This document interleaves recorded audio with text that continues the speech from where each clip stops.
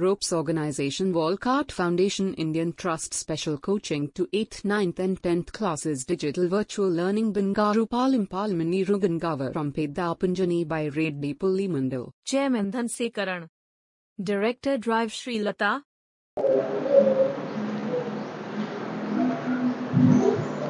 Hi, hello, welcome to Ropes Organization. This is Durga Prasad Reddy teaching in biology. So previous video already we are completed the 8th class chapter. So microorganism friend and foe. So next chapter we are discussing about the crop production and management. So previous video already we have discussed about the introduction of crop production and management.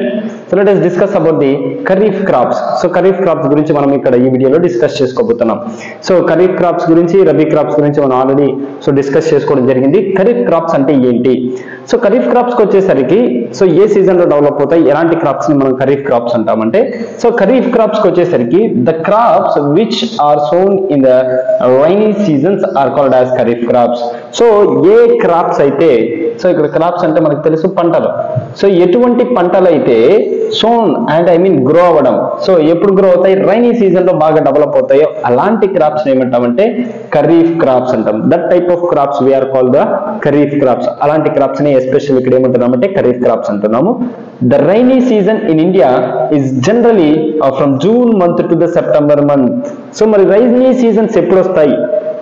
ఎప్పుడు మనం rainy season కిందకి చెప్పుకోవచ్చు అంటే the rainy season in India generally from June month to September month. అంటే June to September month మధ్యలో ఉన్నటువంటి ఆ season ఏమనిపిస్తున్నామంటే rainy season అంటున్నాము. ఇది మన ఇండియాలో ఉన్నటువంటి rainy season time period. June month to September month. Basic గా ఇది rainy season. Paddy, maize, soybean, groundnuts, cotton etcetera are the examples of kharif crops. మరి ఖరీఫ్ క్రాప్ కి ఎగ్జాంపుల్ ఏది తీసుకోవచ్చు అంటే కాటన్ ఎగ్జాంపుల్ గా తీసుకోవచ్చు. అంటే పత్తి పంటను మనము ఎగ్జాంపుల్ గా తీసుకోవచ్చు. పత్తి ఇదేంటంటే రైనీ సీజన్ లో డెవలప్ అవుతుంది. Next maize. మైజ్ జొన్న కానీ మొక్కజొన్నలు కానీ ఇలాంటివి డెవలప్ అవుతుంటాయి. నెక్స్ట్ ప్యాడీ, వరి పంట. వరి పంట కూడా ఏంటంటే రైనీ సీజన్ లో డెవలప్ అవుతూ ఉంటుంది. Next soybean. బీన్స్, ఏవైతే బీన్స్ ఉన్నాయో ఇవి కూడా ఎప్పుడు డెవలప్ అవుతాయంటే ఇన్ రైనీ సీజన్ లో డెవలప్ అవుతాయి. నెక్స్ట్ గ్రౌండ్ నట్స్, వేరుశెనగ. వేరుశెనగలు కూడా ఎప్పుడంటే మనకి రైనీ సీజన్ లో వేస్తూ ఉంటారు. నెక్స్ట్ ఈ విధంగా ఇలాంటి క్రాప్స్ అన్ని కూడా ఎప్పుడు డెవలప్ అవుతాయంటే అది examples of the kharif crops. Kharif crop ఎప్పుడు డెవలప్ అవుతుంది? రైనీ సీజన్ లో. అంటే వర్షాలు పడేటటువంటి టైంలో వర్షాల యొక్క వర్షపాతం మీద డిపెండ్ అయ్యి గ్రో అయ్యేటటువంటి క్రాప్స్ ని ఖరీఫ్ క్రాప్స్ అంటాం. ఇది మనకి ఖరీఫ్ క్రాప్ కి సంబంధించింది. నెక్స్ట్ వచ్చేసరికి ఏంటంటే rabi crops. Next one is rabi crops. What is mean by rabi crops? Rabi crops అంటే ఏంటి? ఏ సీజన్ లో డెవలప్ అవుతాయంటే rabi crops the crops which is are grown in the winter season or as called rabi crops. అంటే ఏవైతే వింటర్ సీజన్ చలికాలంలో డెవలప్ అయ్యేటటువంటి crops ఏమంటామంటే రబీ క్రాప్స్ అంటాం. The crops which are grown in the winter season, చలికాలంలో develop అవుతాయి అలాంటి క్రాప్స్ ఏమంటామంటే రబీ క్రాప్స్ అంటాం. They time period is generally from October month to March month. మరి వీటి యొక్క టైం పీరియడ్ ఎప్పటి నుంచి ఎప్పటి దాకా అంటే it's time period starts from October month to March month. October నుంచి మార్చ్ మంత్ దాకా ఈ టైం పీరియడ్ ని మనం ఏమని పిలుస్తున్నాం అంటే రబీ క్రాప్స్ అంటాం. అదే ఖరీఫ్ క్రాప్స్ అయితే జూన్ టు సెప్టెంబర్ ఉంటుంది రైనీ సీజన్. వింటర్ సీజన్ ఎప్పటి నుంచి ఎప్పుడు దాకా ఉంటుంది ఇండియాలో అంటే అక్టోబర్ నుంచి మార్చ్ దాకా ఉంటుంది.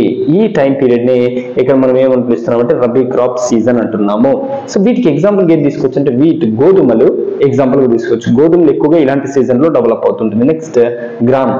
గ్రామ్స్ కానీ కందిపప్పు కానీ లేదంటే ఇలాంటివి ఏవైతే ఉన్నాయో అవన్నీ కూడా ఇప్పుడు డెవలప్ అవుతాయి. పెసరపప్పు ఇలాంటివన్నీ కూడా ఏంటంటే రబీ క్రాప్ సీజన్స్ లోనే డెవలప్ అవుతాయి. నెక్స్ట్ పీ, గ్రీన్ పీస్, బఠానీలు. బఠానీలు కూడా ఎప్పుడు డెవలప్ అవుతాయంటే ఇలాంటి సీజన్ లో డెవలప్ అవుతాయి. మస్టర్డ్స్, ఆవాలు ఇలాంటివి కూడా ఎప్పుడు డెవలప్ అవుతాయంటే ఈ సీజన్ లోనే డెవలప్ అవుతాయి. And linseeds are the examples of the rabi crops. ఇవి మనకి ఏంటంటే రబీ క్రాప్స్ కి ఎగ్జాంపుల్ గా తీసుకోవచ్చు. ఈ క్రాప్స్ అన్ని కూడా జనరల్ గా ఎప్పుడు డెవలప్ అవుతాయంటే బేసికలీ రబీ క్రాప్ సీజన్ ఎప్పుడు అక్టోబర్ మంత్ నుంచి మనకి మార్చ్ మంత్ దాకా ఉంటుంది. ఈ మార్చ్ మంత్ దాకా ఉన్నటువంటి టోటల్ సీజన్ ఏమంటున్నాం అంటే రబీ క్రాప్స్ అంటున్నాం. ఇవి మనకి ఏంటంటే క్రాప్స్ ఎక్కువగా రబీ సీజన్ లో డెవలప్ అయ్యేటటువంటి క్రాప్స్. నెక్స్ట్ వచ్చేసరికి ఏంటంటే మనకి basic practices of crop production. So బేసిక్గా క్రాప్ ప్రొడక్షన్ జరిగేటప్పుడు మనం ఫాలో అవ్వాల్సినటువంటి స్టెప్స్, బేసిక్గా ఎలాంటి ప్రాక్టీసెస్ చేస్తాము. So basic practices of crop production జరిగేటప్పుడు బేసిక్ కాన్సెప్ట్స్ ఏంటి, ఒక క్రాప్ని మనం డెవలప్ చేయాల్సిన తర్వాత సో తీసుకోవాల్సినటువంటి స్టెప్స్ ఏంటి, ఎలాంటి స్టెప్స్ మనం ఫాలో అవుతామంటే, so that is the first one is the preparation of soil. So soil preparation is very important. Next sowing, adding manures and fertilizers, irrigation, protection from weeds, harvesting, storage.